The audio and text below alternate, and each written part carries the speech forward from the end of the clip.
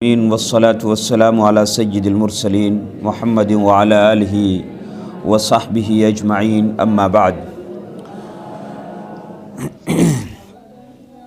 رب اشرح لی صدری ویسر لی امری واحلل عقدۃ من لسانی یفقہوا قولی۔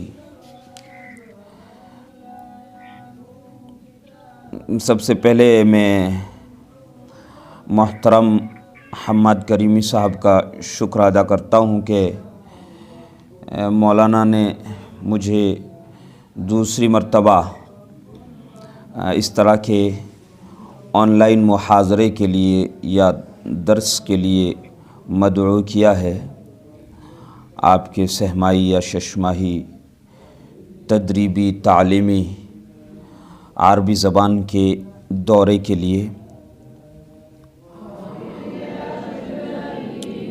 طلباء جو ظاہر ہے کہ کئی علماء ہوں گے اور اساتذہ ہوں گے،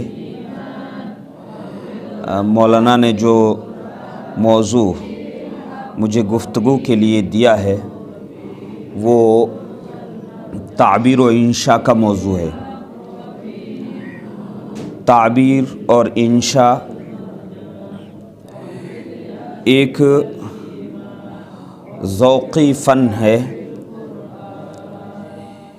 اس کے لیے مشق اور تدریب کی ضرورت ہے، اور مشق اور تدریب سے اس کو نکھارا جا سکتا ہے اور اس کو بارآور بنایا جا سکتا ہے۔ بہرحال اس تعلق سے ہمیں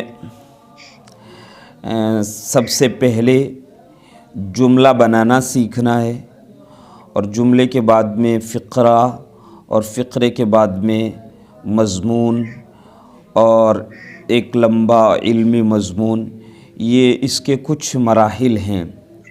سب سے پہلی بنیادی چیز یہ ہے کہ ہم جملہ کس طرح بنائیں۔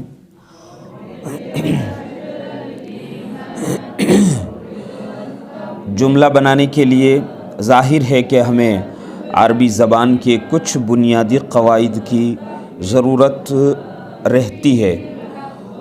کچھ بنیادی قواعد سے مراد نحو اور صرف کے قواعد ہیں۔ صرف میں ہم نے اس حد تک مشق کی ہو کہ ہم ماضی، مضارع اور امر کی گردان کر سکیں، اور یہ گردان صرف فعل ماضی مضارع صحیح یعنی ثلاثی مجرد صحیح کے ابواب تک محدود نہ رہنی چاہیے۔ اس تعلق سے میں ذرا یہ کہوں گا کہ ہم جو سب سے زیادہ غلطی کرتے ہیں، ہم سے جو سب سے زیادہ چوک ہوتی ہے، وہ چوک مضارع کی یا ماضی کی جو معطل کی گردانیں ہوتی ہیں، معطل واوی، معطل یائی کی جو گردانیں ہوتی ہیں، ان گردانوں میں ہم لوگ بڑی چوک کرتے ہیں۔ تو اس تعلق سے بھی میں کہوں گا کہ وہ ہم مضبوطی سے یاد کریں۔ ایک کتاب ہے معجم تصریف الافعال العربیہ، معجم تصریف الافعال العربیہ۔ یہ کتاب دیوبند کے مارکیٹ میں دستیاب ہے، اور ہو سکتا ہے لکھنؤ وغیرہ میں اور دوسری جگہوں پر بھی دستیاب ہو، اور ضرور ہونی چاہیے، آپ حاصل کر سکتے ہیں۔ اور صرف ہمارا مضبوط ہونا چاہیے۔ صرف مضبوط ہونے کا مطلب یہ ہے کہ تصریفات کی حد تک، گردانوں کی حد تک ضرور مضبوط ہونا چاہیے۔ ہم مثال کے طور پر نصر ینصر ایک فعل ہے، یا ضرب یضرب ہے، یا ان کے جیسے ہی ہیں جو قرأ یقرأ ہے، ان سے ہم گردان کر سکتے ہیں آسانی کے ساتھ، ماضی و مضارع کے تمام صیغے استعمال کر سکتے ہیں، لا سکتے ہیں۔ عموماً جو طلباء سے غلطی ہوتی ہے، اور طلباء کی صف میں ہمارے کئی نئے فضلاء بھی ہوتے ہیں، جو نئے فارغین جنہوں نے طالب علمی کے زمانے میں اس قسم کی مشق نہیں بہم پہنچائی ہوتی، تو مثال کے طور پر میں یہاں کہوں گا کہ ایک فعل ہے دنا، اور ایک فعل ہے رما۔ دنا یدنو دنون، دنا اور رما تلفظ میں دونوں میں کوئی فرق نہیں ہے۔ جس طرح دنا کا تلفظ ہو رہا ہے اسی طرح سے رما کا تلفظ ہو رہا ہے۔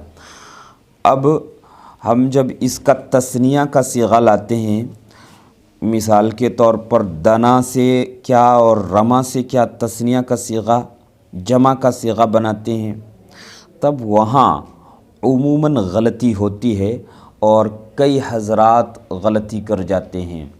طلباء تو طلباء، کئی منتہی طلباء بھی اور کئی فارغین اور فضلاء بھی غلطی کر جاتے ہیں، الا یہ کہ انہوں نے فن صرف کو، میزان، منشعب وغیرہ کو، یا کتاب الصرف وغیرہ، یا علم الصیغہ، اس قسم کی جو کتابیں ہیں وہ اگر کسی ماہر فن سے پڑھی ہوں اور بڑی مضبوطی سے پڑھی ہوں تو ٹھیک ہے، ورنہ عموماً غلطی ہو ہی جاتی ہے۔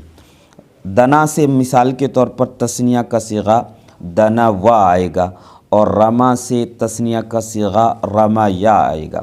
اب کچھ بات توفیق اس طرح کرتے ہیں کہ دنا سے دنا کر دیتے ہیں، یعنی اسی کو ذرا اور کھینچنے کی کوشش کرتے ہیں کہ تثنیہ گویا یوں بنے گا دنا دنا یا رما رما۔ یہ نہیں، ہمیں اس قسم کی گردانوں کی تصریفات کی خوب مشق کرنی چاہیے۔ بنیادی طور سے جو صرف میں تصریفات ہوتی ہیں عام طور سے وہ نصرہ کی یا ضربہ کی، جو ثلاثی مجرد کے صحیح کے ابواب ہیں، یعنی معطل کے نہیں صحیح کے ابواب ہیں، ان کی تو خوب تصریفات ہو جاتی، یہ تصریفات نہیں ہوتی، اس وجہ سے ان میں بہت غلطی ہوتی ہیں۔ تو فن صرف کی یہ بنیادی، یہ بعد کی چیزیں نہیں، یہ بنیادی چیزیں ہیں، اس لیے کہ ہمیں جس طرح لکھتے وقت مثال کے طور پر نصرہ کا تثنیہ استعمال کرنا، یا ضربہ کا اور قرأ کا تثنیہ استعمال کرنا، یا کتبہ اور خرجہ اور داخلہ کا تثنیہ استعمال کرنا، اسی طرح سے ہمیں دعا، اس نے دعوت دی، اس نے بلایا، اس کا بھی تثنیہ استعمال کرنے کی ضرورت پڑ سکتی، اس کا بھی جمع میں ہوتا دعو۔ اب دعا سے اگر آپ دعو کہتے ہیں تو یہ دعا کا جمع کا صیغہ ہوگا نہیں، دعو کہنا ضروری ہے۔ تو یہ جو بنیادی چیزیں ہیں تصریفات، اس قسم کی تصریفات یہ ضرور مضبوط کریں۔ اگر آپ نے وہ مرحلہ گزار دیا ہے، میزان و منشعب، کتاب الصرف، علم التصریف، علم الصیغہ، اس قسم کی فن کی کتابیں ابتدائی درجات میں پڑھنے کا مرحلہ آپ گزار چکے ہیں، اور آپ منتہی طلباء ہیں، یا ایک آپ فارغ ہو چکے ہیں اور ابھی بھی آپ کی یہ چیزیں کمزور ہیں، تو آپ معجم تصریف الافعال العربیہ نامی کتاب ہے وہ حاصل کریں، اور اس میں اس قسم کی تمام گردانیں دی گئی ہیں۔ یہ تو ابھی دعا یا دنا یا رما یہ صرف ثلاثی مجرد ہے، پھر ان میں سے ہر ایک سے مزید فی بھی بنتے ہیں، باب افتعال بنتا ہے، باب استفعال بنتا ہے، اور بھی کچھ ابواب باب افعال تفعیل وغیرہ بھی انہی سے بنتے ہیں۔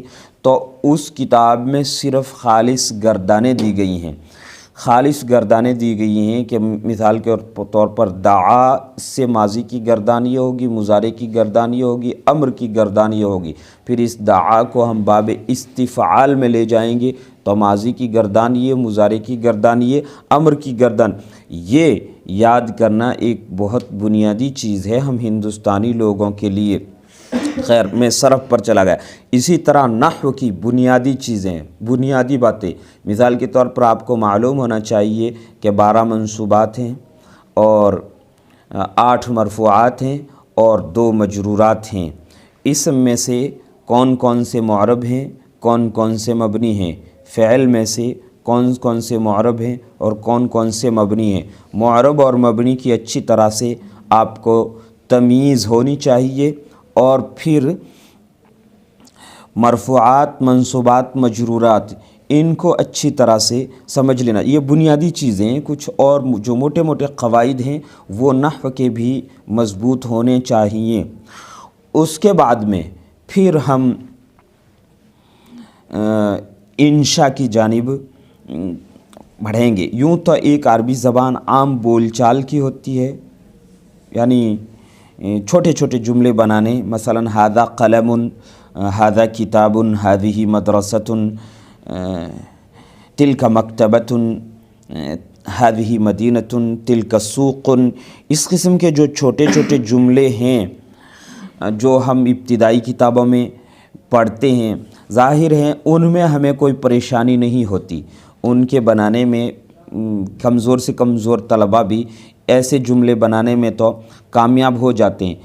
परेशानी ये होती है कि हम आगे चल कर के अरबी ज़बान को न समझ सकते हैं, ना अरबी ज़बान में बोल सकते हैं। लिखना काफ़ी दूर की चीज़ रह जाती है। अरबी ज़बान में ज़रा भी बोल नहीं सकते, अरबी ज़बान लिख नहीं सकते, हत्ता कि समझ भी नहीं सकते। जो लिखी हुई तहरीरें होती हैं वो समझ भी नहीं सकते। यहाँ पहुँच कर के बड़ी परेशानी होती है। तो समझने के लिए तो हमें, लिखी हुई किताबों को समझने के लिए तो हमें सिर्फ़ मश्क़ करनी होगी, और इसकी मश्क़ है क़िराअत। हम ज़्यादा से ज़्यादा किताबों का मुताला करें, आसान किताबें पहले पढ़ें। मसलन क़िससुन नबिय्यीन हज़रत मौलाना अली मियां नदवी की किताब हैं, अल-क़िराअतुर राशिदा है या अल-क़िराअतुल वाज़िहा है, या इस किस्म की जो छोटी छोटी किताबें हैं और हमने तालिब इल्मी के ज़माने में पढ़ी भी हैं। तालिब इल्मी के ज़माने में पढ़ी हुई किताबें हम उमूमन भूल जाते हैं, और जब तुम दौराए हदीस तक पहुँचते हैं तब तक वो किताबें याद नहीं रहती, तो उन्हें दोबारा पढ़ना चाहिए। अक्सर ऐसा हुआ करता है कि बहुत सी चीज़ें हम अरबी अव्वल दोम सोम में नहीं समझ पाते हैं, मगर हफ्तुम दौरे तक पहुंच करके समझने लगते हैं। कुछ दिनों पहले यूपी से एक दोस्त का फ़ोन आया था। वो कहीं इमामत करते हैं और उन्होंने अरबी दोम सोम तक पढ़ा है, अरबी अव्वल दोम सोम ये दर्जात पढ़े उन्होंने, और फिर तालीम से वो अलग हो गए और अभी इमामत करवाते हैं। तो उन्होंने मेरे यूट्यूब पर असबाक सुने और फिर मुझे फ़ोन किया तो कहने लगे, मौलाना बहुत सी वो चीज़ें जो हम अरबी अव्वल में खूब याद करते थे और ख़ूब समझने की कोशिश करते थे, असातिज़ा भी खूब कोशिश करते थे, मगर वो चीज़ें समझ में नहीं आती थी और जहन उनको हज़म नहीं कर पाता था। मगर अब जब फ़हम में जहन में वुसअत पैदा हुई है और जूँ जूँ उम्र बढ़ती है बंदे की इजाफ़ा होता है समझदारी में, फ़हम में, बसीरत में। तो वो कहने लगे अब जूँ जूँ इजाफ़ा हुआ है बहुत सारी चीज़ें बड़ी आसानी के साथ समझ में आने लगी हैं। जो पहले पहाड़ मालूम होती थी अब वो बिल्कुल राई मालूम होने लगी हैं। ये समझ के बढ़ने से, जहन की वुसअत के एतबार से होता है। तो बहुत सी चीज़ें हमने उस वक्त नहीं समझी होंगी। हमने अल-क़िराअतुर राशिदा या अल-क़िराअतुल वाज़िहा या क़िससुन नबिय्यीन इस किस्म की किताबें पढ़ी होंगी, मगर उस वक्त उनसे खातिर खा फ़ायदा नहीं उठाया होगा। अब अव्वलीन मरहले में हमें इस किस्म की किताबों का खूब मुताला करना चाहिए और बार बार करना चाहिए। ये फ़हम के ताल्लुक़ से मैं बात कर रहा हूँ कि हम लिखी हुई तहरीरें समझ नहीं सकते, अरबी की किताब को समझ नहीं सकते। इसलिए उमूमन होता ये कि अरबी की किताब को हम छूना तक नहीं चाहते। अक्सर हमारे उलमा और तलबा जो मुंतही तलबा होते हैं वो अव्वलन तो मुताला करने का रिवाज ही नहीं है, बहुत कम मुताला करते हैं, बहुत कम पढ़ते हैं। फिर अगर पढ़ते हैं तो अरबी की किसी किताब को छूते तक नहीं, सिर्फ़ उर्दू की किताबों में लगे रहेंगे और उर्दू की किताबें ही पढ़ेंगे। अगर पढ़ेंगे तो अव्वलन आसान किताबें पढ़ें और उसके बाद में आसान किताबों की जिनके मैंने नाम ली, उसके बाद में आहिस्ता आहिस्ता हम आगे चलें। आगे की तरफ चलेंगे तो कुछ बड़ी किताबें जो हज़रत मौलाना अली मियां नदवी ने फ़िक्री नौइयत की या दीनी किताबें लिखी हैं, तसनीफ़ की हैं, और दीगर अहबाब ने बहुत सारों ने जो लिखी हैं वो भी हम पढ़ें और उनका मुताला करें। इससे फ़हम पैदा होगी, फ़हम पैदा होगी। और इंशा के लिए भी मैं तो ये समझता हूँ कि ये सबसे बुनियादी चीज़ है, सबसे बुनियादी चीज़ ये है क़िराअत। हम जितना पढ़ेंगे उतना ही हमें लिखना आएगा, हमें लिखना है। एक बंदे ने कहा कि आपकी किताब या आपका मक़ाला आपके मुताले का नतीजा होना चाहिए, न कि आपका मुताला आपकी क़िराअत का नतीजा होना चाहिए। यानी یہ ہونا چاہیے کہ آپ پڑھیں اور پڑھنے کے بعد میں مطالعہ کریں اور مطالعہ کرنے کے بعد میں آپ سے ایک مضمون یا آپ سے ایک تحریر صادر ہو، نہ یہ کہ آپ کے دل میں یہ داعیہ پیدا ہوا کہ مجھے کچھ لکھنا ہے، مجھے ایک مضمون لکھنا ہے، پھر آپ پڑھنا شروع کریں، تو یہ بھی ہے مفید مگر یہ خاطر خواہ مفید نہیں۔ اتنا پڑھیں کہ خود ہی داعیہ پیدا ہو جائے کہ جس طرح ان لکھنے والوں نے لکھا ہے اور میں پڑھ رہا ہوں، میں محض قاری ہوں، اسی طرح مجھے پڑھنا چاہیے، اتنا پڑھنا چاہیے کہ میں خود بھی دینے والا بن جاؤں اور میرا خود کا ذہن بھی لوگوں کو کچھ دے سکے۔ تو اس سے ہماری فہم مضبوط ہوگی، فہم یعنی کتابوں کا سمجھنا، عربی زبان کا سمجھنا اور عربی میں لکھی ہوئی تحریروں کا سمجھنا، یہ اس سے مضبوط ہوگا۔ اور یہ سب سے بنیادی چیز ہے۔ اگر آپ دورہ حدیث اور ہفتم کے طلباء ہیں یا اس سے بھی آگے کے علماء فضلاء ہیں جو فارغین ہیں، تو آپ کے لیے یہ سب سے بنیادی چیز ہوگی، سب سے اہم چیز ہوگی۔ چھوٹے چھوٹے جملے جو بنتے ہیں وہ بھی آسان ہو جائیں گے، اس کے لیے پھر کچھ ہمیں مشق کی ضرورت ہوگی۔ انہی کتابوں سے ہم مشق بھی کر سکتے ہیں۔ یہاں ہم بنیادی طور سے کچھ کتابوں کے معلم الانشاء جو ندوے کے کچھ بزرگ اساتذہ کا تیار کیا ہوا ایک سلسلہ ہے، یہ انتہائی قیمتی سلسلہ ہے اور ہماری اردو زبان میں اس فن پر، انشاء کے فن پر میرے خیال میں اس سے مفید اور نافع کتاب کوئی اب تک نہیں لکھی گئی ہوگی۔ اب ایک اور کتاب تیسیر الانشاء کے نام سے دارالعلوم دیوبند کے ایک استاد حضرت مولانا ساجد صاحب ہردوئی، اللہ تعالیٰ ان کی عمر میں برکت عطا فرمائے، انہوں نے بھی ایک کتاب لکھی ہے تیسیر الانشاء کے نام سے، ایک کتاب تصنیف کی ہے۔ وہ کتاب بھی مفید ہے طلباء کے لیے بھی، مبتدی طلباء کے لیے بھی، منتہی طلباء کے لیے بھی، اور وہ علماء اور فارغین جو ابھی اس میدان میں پختہ نہیں ہو سکے ہیں، کمزوری محسوس کر رہے ہیں، ان کے لیے بھی مفید ہے۔ اس کے بھی 3 اجزاء یا 4 اجزاء ہیں، غالباً 3 اجزاء ہیں، اور وہ بھی چھوٹے جملوں سے بڑے جملوں کی جانب اور پھر بڑے جملوں سے ایک فقرے کی جانب اور فقرے سے مضمون نگاری کی طرف بتدریج مرحلہ وار چلے ہیں، اور نحو اور صرف کے قواعد کو خوب بہترین طور سے استعمال بھی کیا گیا اور ان کی توضیح بھی کی گئی۔ تو اس سے بھی آپ سیکھ سکتے ہیں، استفادہ کر سکتے ہیں کہ کس طرح ہم جملے بنائیں اور کس طرح جملوں سے فقرہ بنائیں اور فقرے سے مضمون بنائیں۔ جو بنیادی طور سے چیزیں ہوتی ہیں فن انشاء میں، وہ ایک فن وصف ہوتا ہے، ایک فن قصہ ہوتا ہے، اور ایک فن معالجۃ الموضوعات الفکریہ، اور ایک فن المراسلہ۔ فن وصف، یہ جو فن وصف کی میں بات کر رہا ہوں، یہ تب کی بات ہے جب آپ کو ایک چھوٹا جملہ بنانا آ گیا، بلکہ ایک فقرہ بنانا آ گیا اور کچھ لکھنا آ گیا، آپ کچھ لکھ سکتے ہیں، تب فن الوصف، وصف یعنی آپ کسی چیز کا حال احوال بیان کرنا ہے آپ کو۔ مثال کے طور پر آپ نے ایک شہر دیکھا، ممبئی گئے آپ نے، اور ممبئی دیکھا، وہاں کی بڑی بڑی عمارتیں دیکھی، وہاں کی کشادہ اور خوبصورت سڑکیں دیکھی، وہاں کے لوگ دیکھے، وہاں کا ماحول دیکھا، ٹرینیں، گاڑیاں، بھیڑ بھاڑ دیکھی، ٹریفک کا سسٹم دیکھا۔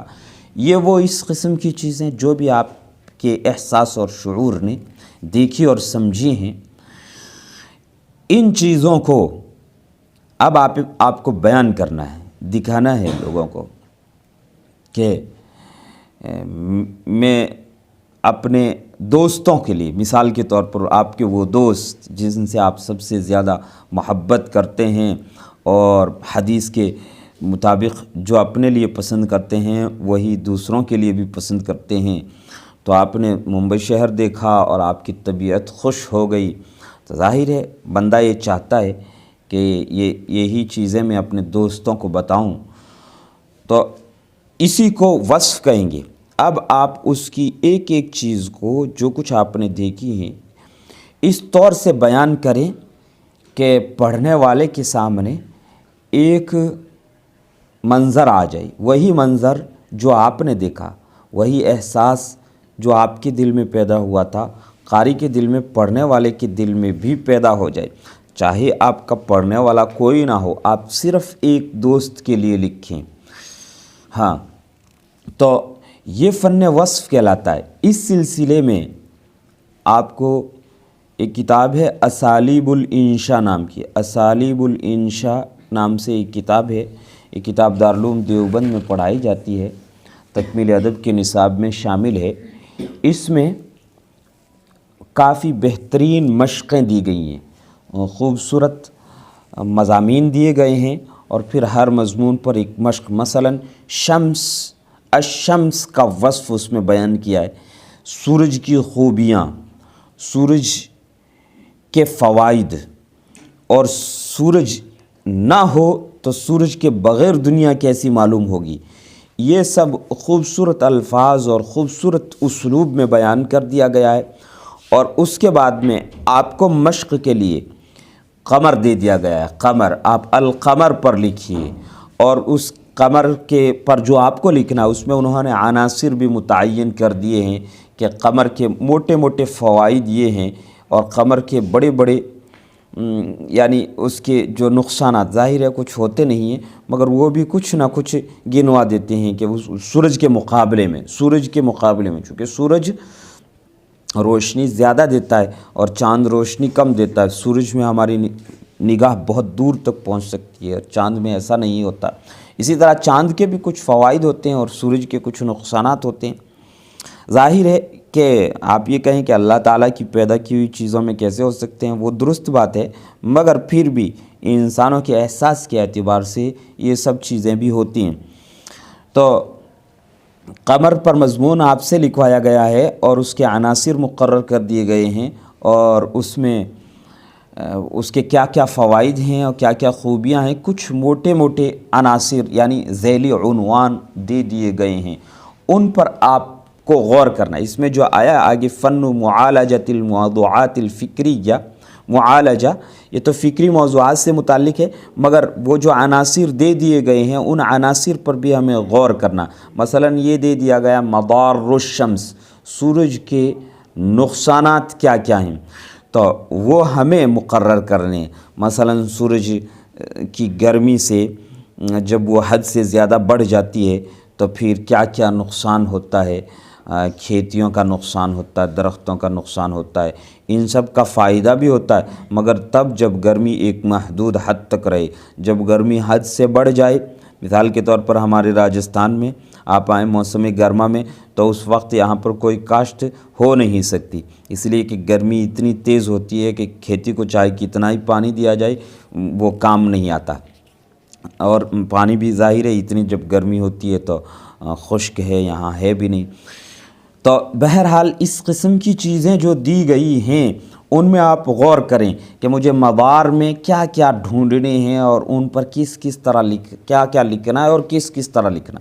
اسی طرح ایک مضمون القطار پر دے دیا گیا، سفر القطار، اس پر مکمل مضمون دیا گیا ہے کہ ٹرین سے سفر کیسے ہوتا ہے، اور ٹرین کا سفر کس طرح کا ہوتا ہے، ٹرین کتنی خوبصورت ہوتی ہے، اس کا سفر کتنا خوبصورت ہوتا ہے، کس طرح کے مناظر سے آپ گزرتے ہیں، اور طبیعت پر، ذہن پر، انسان کے احساس اور شعور پر کس قسم کے حالات اس وقت طاری ہوتے ہیں، یہ ایک خوبصورت اسلوب میں بیان کیا گیا۔ اس کے بعد میں پھر ایک دوسرا مضمون ہم سے لکھوایا گیا ہے، مثال کے طور پر السفر بالطائرہ، ہوائی جہاز کا سفر، السفر بالطائرہ، یا السفر بالحافلہ، بس کا سفر، جو ذرا مختلف ہوتا ہے اس سے، اس پر آپ کو لکھنا ہے۔ یہ ایک الگ مضمون ہے، ایک الگ مضمون ہے، اس پر اب آپ کو تیاری کرنی ہے اور آپ کو لکھنا ہے۔ یہ کہلاتا ہے فن الوصف۔ فن الوصف، آپ نے ایک مدرسہ دیکھا، دارالعلوم دیوبند دیکھا مثال کے طور پر زندگی میں پہلی مرتبہ، تو ظاہر ہے بندہ دارالعلوم دیوبند دیکھنے کے لیے، دارالعلوم ندوۃ العلماء دیکھنے کے لیے برسوں سے انتظار کرتا ہے، موقع کی جستجو میں رہتا ہے، اور پھر ایک بندے کو بڑی مدت کے بعد میں، عرصے کے بعد میں موقع ملتا ہے وہ دارالعلوم دیوبند کو دیکھے، تو دارالعلوم دیوبند کو اس نے کیسا دیکھا، کس طور سے دیکھا، وہاں کی درسگاہیں، وہاں کے کمرے، وہاں کے طلباء، وہاں کے اساتذہ، وہاں کے پارک وغیرہ وغیرہ، جو چیزیں بھی دیکھیں ان کو کس طرح بیان کرنا ہے، کس طور سے بیان کرنا ہے۔ اور یہ سیکھنے کے لیے یہی کتاب اسالیب الانشاء آپ پڑھیں۔ یہ درساً کسی استاد سے پڑھنے کی چیز ہے، استاد کے پاس بیٹھ کر پڑھنے کی چیز ہے، مگر آپ کی صلاحیت، اگر آپ عربی ہفتم تک پہنچ چکے، مشکوٰۃ شریف دورہ پڑھ چکے ہیں، تو یقینی طور سے میں سمجھتا ہوں کہ آپ اس کتاب سے فائدہ اٹھا سکتے ہیں اور اٹھانا چاہیے۔ اگر آپ کو یہ فن سیکھنا ہے تو، یعنی انشاء کا فن، تعبیر کا فن اگر سیکھنا ہے آپ کو، تو ضرور آپ کو اس کتاب سے فائدہ اٹھانا چاہیے۔ دوسرا ہے فن القصہ۔ فن القصہ یہ قصہ گوئی، کہانی، قصہ کہانی کو کہتے ہیں۔ کہانیاں بیان کرنے کا عموماً رواج رہتا ہے، جب بھی رات کی مجلسیں ہوتی ہیں تو کہانیاں بیان کرتے ہیں لوگ، دیہاتوں میں عام طور سے ایسا ہوا کرتا ہے۔ خیر اب تو دنیا بدل چکی ہے، ماضی میں کبھی ایسا ہوا کرتا تھا، اب تو موبائل فون نے ساری دنیا تباہ کر دی ہے۔ 4 آدمی بیٹھیں گے تو آپس میں ایک دوسرے کی باتیں نہیں سنیں گے، سب موبائل فون لے کر کے اس کی اسکرین میں لگے ہوئے رہیں گے۔ اس نے دور والوں کو قریب کر دیا، قریب والوں کو دور کر دیا۔ میرے پاس جو طلبہ بیٹھے ہیں آج تو الحمدللہ یہ بھی سن رہے ہیں، مگر یہ دور کے جو مولوی ابرار ہیں، ہمارے دوست ہیں، تو یہ دیکھیے کافی دور، پتہ نہیں کہاں سے ہوں گے، کتنی دور بیٹھے ہوں گے۔ مگر یہ موبائل فون کا میں کہہ رہا ہوں کہ موبائل فون نے دور والوں کو قریب، قریب والوں کو دور کر دیا۔ تو جو قصہ گوئی ہوا کرتی تھی کسی زمانے میں رات کی مجلسوں میں، وہ اب نہیں ہو رہی ہے۔ خیر تو فن القصہ جو ہے، فن القصہ کہانی، ایک چھوٹی سی کہانی لکھی، آپ نے پڑھی ہوگی، مثال کے طور پر اردو کی کتابوں میں پڑھی ہوگی، ایک کوے کی کہانی۔ کوا آتا ہے اور بچے کے ہاتھ سے ٹکڑا اٹھا کر کے لے جاتا ہے، بس یہی ایک کہانی، اس کو کس طور سے بیان کیا گیا ہے اور اس کے کن کن پہلوؤں کو اجاگر کیا گیا ہے۔ کوے کا منظر اور بچے کا منظر اور بچے کے ہاتھ سے ٹکڑا چھیننے کا منظر، اگر بچپن میں آپ کے ہاتھ سے بھی کبھی چھینا گیا ہو تو آپ دیکھیں گے کہ وہ پورا دکھا دیا گیا ہے اس میں۔ خیر یہ چھوٹی کہانی ہوتی، چھوٹی، جس کو القصۃ القصیرہ بھی کہتے ہیں، یہ ایک مستقل فن ہے۔ القصۃ القصیرہ، القصص القصیرہ، مختصر سا قصہ، مختصر سی کہانی، یہ ایک اور فن ہے۔ السلام علیکم۔ وعلیکم السلام۔ منٹ باقی ہے۔ جی میں ختم کرتا ہوں بات کو۔ خیر تو فن القصہ کے لیے آپ کو چھوٹی چھوٹی کتابیں پڑھنی ہوں گی۔ مثال کے طور پر جو مجموعۃ القصص العربیہ کامل کیلانی کی ہے، وہ ہفتم کے طلباء کے لیے، مشکوٰۃ شریف کے لیے جو فارغین طلباء ہیں ان کے لیے بہت مفید ہے، بہت عمدہ کتاب ہے۔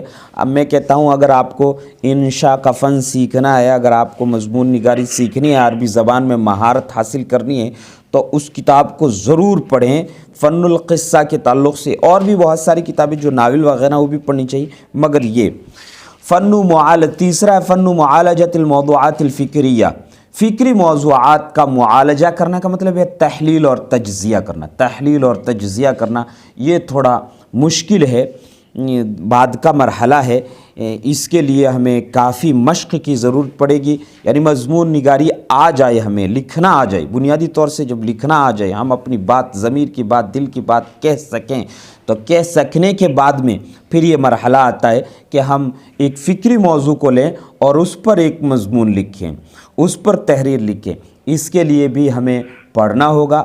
اس قسم کی جن لوگوں نے تحریریں لکھی ہیں، جن لوگوں نے اس قسم کے مضامین کتابیں لکھی ہیں، ان کو پڑھنا بہت ضروری ہوگا، تبھی ہم مثلا مولانا عالم میاں ندوی کی ماذا خسر العالم بانحطاط المسلمین، یا الصراع بین الفکرۃ الاسلامیہ والغربیہ فی الاقطار الاسلامیہ، اس قسم کی کتابیں میں کہتا ہوں کہ بار بار پڑھنی چاہیے، 1-2 مرتبہ نہیں 10-10 مرتبہ پڑھنی چاہیے اگر آپ کو انشاء سیکھنی ہے، یعنی آپ کو بھی لکھنے والا بننا ہے، آپ کو بھی اپنے دل کی بات، ضمیر کی بات عربی زبان میں خوبصورت اسلوب میں بیان کرنی ہے، تو یہ چیز۔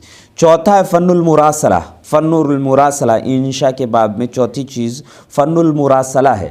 فن المراسلہ یہ ہم آج کل خوب کرتے ہیں، مراسلہ یعنی ایک دوسرے کو پیغام بھیجنا، یہ فون کے توسط سے آج کل خوب ہوا کرتا ہے۔ پہلے تو خط لکھتے تھے وہ قلم اور کاغذ لے کر کے، مگر آج ہمارے پاس موبائل فون ہے اور موبائل فون پر مستقل کئی قسم کے ایپ ہیں۔